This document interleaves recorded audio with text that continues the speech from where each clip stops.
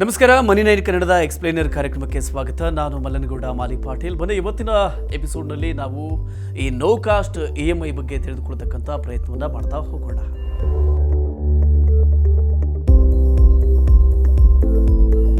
ನೋಡಿ, ಹಬ್ಬಗಳ ಸಮಯ ಈಗಾಗಲೇ ಬಂದಾಗ್ಬಿಟ್ಟಿದೆ ಮತ್ತು ನೀವು ಟಿವಿ, ಫ್ರಿಜ್ಜು ಅಥವಾ ಇನ್ನಿತರ ಗೃಹ ಬಳಕೆಯ ಸಾಧನೆಗಳನ್ನು ಕೊಂಡುಕೊಳ್ಳೋದಕ್ಕೆ ಸಿದ್ಧರಾಗ್ತಾ ಇರಬಹುದು ಕೂಡ. ನೀವು ಇಂತಹ ಸಾಧನೆಗಳನ್ನು ಕೊಳ್ಳುವಾಗ ಹೆಚ್ಚಿನ ಸಮಯಗಳಲ್ಲಿ ಡೀಲರ್ಗಳು ನಿಮಗೆ ವೆಚ್ಚರಹಿತ EMIಗಳ ಸೌಲಭ್ಯವನ್ನು ಕೊಡಬಹುದು. ಇದು ಸಾಮಾನ್ಯ EMI ಸೌಲಭ್ಯಕ್ಕಿಂತ ಸಂಪೂರ್ಣವಾಗಿ ಭಿನ್ನವಾಗಿರುತ್ತೆ. ಈ ರೀತಿ ಆಯ್ಕೆಯನ್ನು ನೀಡುವುದರ ಹಿಂದಿನ ಉದ್ದೇಶ ಗ್ರಾಹಕರನ್ನು ಆಕರ್ಷಣೆ ಮಾಡುವುದೇ ಆಗಿರುತ್ತೆ. ಈ ವೆಚ್ಚರಹಿತ EMI ವಿಧಾನದಲ್ಲಿ ಗ್ರಾಹಕರಿಗೆ ಬಡ್ಡಿಯನ್ನು ಹಾಕುವುದಿಲ್ಲ.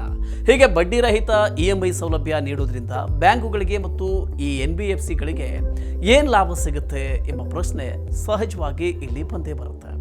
ಅದನ್ನೇ ನಾವೀಗ ಅರ್ಥ ಮಾಡ್ಕೊಳ್ತಕ್ಕಂಥ ಪ್ರಯತ್ನವನ್ನು ಮಾಡ್ತಾ ಹೋಗೋಣ. ನೋಡಿ, ವೆಚ್ಚರಹಿತ EMIಗಳ ಸಾಧಕ ಬಾಧಕಗಳು ಏನು ಅನ್ನೋದನ್ನು ನಾವೀಗ ತಿಳ್ಕೊಳ್ಳೋಣ.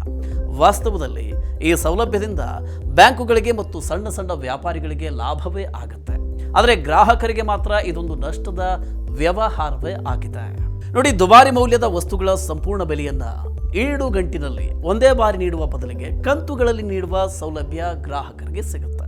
ನಮ್ಮ ವ್ಯವಹಾರದ ಪ್ರಮಾಣವನ್ನು ಹೆಚ್ಚಿಸಿಕೊಳ್ಳುವಂತಹ ಲಾಭ ಬ್ಯಾಂಕು ಮತ್ತು NBFCಗಳಿಗೆ ಸಿಗುತ್ತೆ.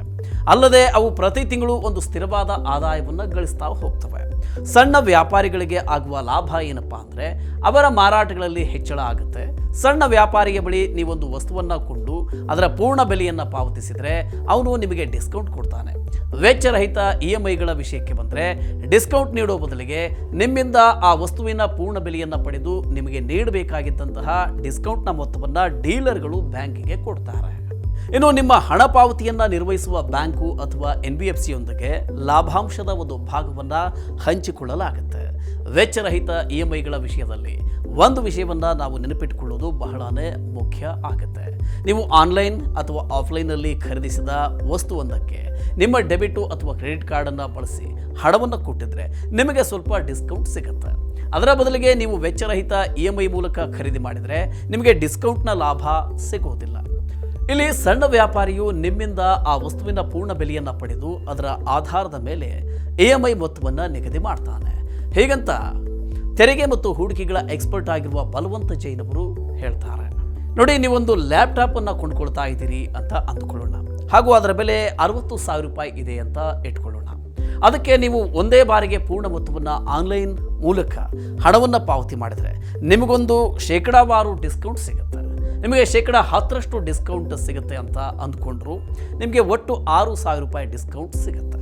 ಹೀಗಾಗಿ ಆ ಲ್ಯಾಪ್ಟಾಪ್ಗೆ ನೀವು 54,000 ಕೊಡಬೇಕಾಗತ್ತೆ. ಆದರೆ ನೀವು ಅದೇ ಲ್ಯಾಪ್ಟಾಪನ್ನು ವೆಚ್ಚರಹಿತ EMI ಆಧಾರದಲ್ಲಿ ತೆಗೆದುಕೊಂಡ್ರೆ ನಿಮಗೆ 6,000 ಡಿಸ್ಕೌಂಟ್ ಸಿಗೋದಿಲ್ಲ.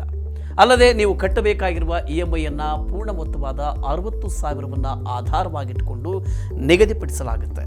ಇದರೊಂದಿಗೆ ನೀವು ಬಡ್ಡಿಯನ್ನು ಸಹ ಇಲ್ಲಿ ಕಟ್ಟಬೇಕಾಗುತ್ತೆ. ಕೆಲವು ಸಮಯಗಳಲ್ಲಿ ಡೀಲರ್ಗಳು ಸಹ ಉತ್ಪನ್ನಗಳ ಮೂಲ ಬೆಲೆಗಳ ಮೇಲೆ ಮೊದಲೇ ಬಡ್ಡಿಯನ್ನು ಸಹ ಸೇರಿಸಿಬಿಡ್ತಾರೆ. ನಂತರ ನೀವು ಹೊಸ ದರದ ಮೇಲೆ ವೆಚ್ಚರಹಿತ EMIನ ಲಾಭವನ್ನು ಪಡಿತೀರಿ. ಹೀಗಾಗಿ 60,000 ಬೆಲೆಗೆ ಲ್ಯಾಪ್ಟಾಪ್ ಒಂದನ್ನು ನೀವು ವೆಚ್ಚರಹಿತ EMI ಆಧಾರದಲ್ಲಿ ಕೊಂಡುಕೊಂಡ್ರೆ ಅದರ ಮೇಲೆ ಹಾಕಲಾಗುವ ಬಡ್ಡಿಯನ್ನು ಮೂಲ ಬೆಲೆಗೆ ಸೇರಿಸಲಾಗುತ್ತೆ. ಇನ್ನು ಇದೇ ಸಂದರ್ಭದಲ್ಲಿ 60,000 ರೂಪಾಯಿ ಬೆಲೆಗೆ ಲ್ಯಾಪ್ಟಾಪ್ ಅನ್ನು ಕೊಂಡುಕೊಂಡಾಗ 60,000 ಮೊತ್ತದ ಮೇಲೆ EMI ಕಟ್ಟಬೇಕಾಗತ್ತೆ. ಹೀಗಾಗಿ ಇದನ್ನು ವೆಚ್ಚರಹಿತ EMI ಸೌಲಭ್ಯ ಅಂತ ಕರೆಯಲಾದರೂ ಕೂಡ ನಿಮ್ಮಿಂದ ಮುಂಗಡವಾಗಿಯೇ ಬಡ್ಡಿಯನ್ನು ವಸೂಲು ಮಾಡಲಾಗುತ್ತೆ. ಇದಲ್ಲದೆ ನೀವು ಪ್ರೊಸೆಸಿಂಗ್ ಶುಲ್ಕವನ್ನು ಕೂಡ ಕೊಡಬೇಕಾಗುತ್ತೆ. ಅದನ್ನು ದಾಖಲೆಗಳ ನಿರ್ವಹಣೆಯ ಅಂದರೆ ಈ ಫೈಲ್ ಶುಲ್ಕ ಅಂತಲೂ ಕೂಡ ಕರೆಯಲಾಗುತ್ತೆ. ನೀವು ಈ ಶುಲ್ಕವನ್ನು ಪ್ರತಿಯೊಂದು EMI ಜೊತೆನೇ ಕಟ್ಟಬೇಕಾಗುತ್ತೆ. ಇದರೊಂದಿಗೆ ಬ್ಯಾಂಕುಗಳು ಸಹ ನಿಮ್ಮಿಂದ ಸೇವಾ ಶುಲ್ಕವನ್ನು ವಸೂಲಿ ಮಾಡ್ತವೆ. ಹೀಗೆ ವೆಚ್ಚರಹಿತ EMI ಸೌಲಭ್ಯವನ್ನು ನೀಡುವ ಬ್ಯಾಂಕುಗಳು ಮತ್ತು NBFCಗಳು ಅದನ್ನು ಪ್ರೊಸೆಸಿಂಗ್ ಶುಲ್ಕದ ಮೂಲಕ ವಸೂಲಿ ಮಾಡ್ತವೆ.